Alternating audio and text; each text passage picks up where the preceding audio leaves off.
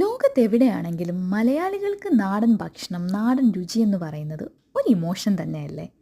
നാടൻ രുചി നമുക്കൊരിക്കലും മിസ് ചെയ്യാൻ പറ്റില്ല. പുട്ടാണ് ഇന്നത്തെ നമ്മുടെ ബ്രേക്ക്ഫാസ്റ്റ്. നമ്മളിവിടെ വന്നിട്ട് കപ്പിൾ ഓഫ് ഡേയ്സ് ആകുന്നതേ ഉള്ളൂ. പുറത്ത് നല്ല സ്നോഫോൾ ഉണ്ട്. നമ്മളിവിടെ വന്നതിന് ശേഷമുള്ള ഫസ്റ്റ് സ്നോഫോളാണ്. അമ്മ സ്നേഹത്തോട് തന്നുവിട്ട നാടൻ വറുത്ത തേങ്ങയാണ് കേട്ടോ. ആ പുറകിലിരിക്കുന്ന വെളിച്ചെണ്ണ ഫ്രീസായിരിക്കുന്നതുണ്ടോ?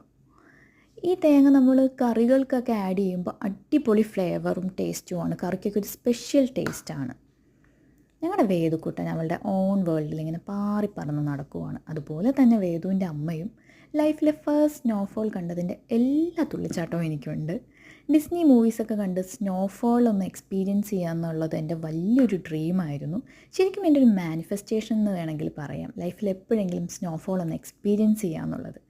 ഇവിടെ ഉള്ളവർക്ക് ഇതൊന്നും വലിയ പുത്തരി ആയിരിക്കില്ല. ബട്ട് നമുക്ക് ചെറുതെന്നോ വലുതെന്നോ ഇല്ല. ലൈഫിൽ എൻജോയ് ചെയ്യാൻ പറ്റുന്ന എല്ലാ മൊമെൻറ്റ്സും എൻജോയ് ചെയ്യുക. നമ്മുടെ പുട്ട് റെഡി ആയിട്ടുണ്ട്. Bye bye.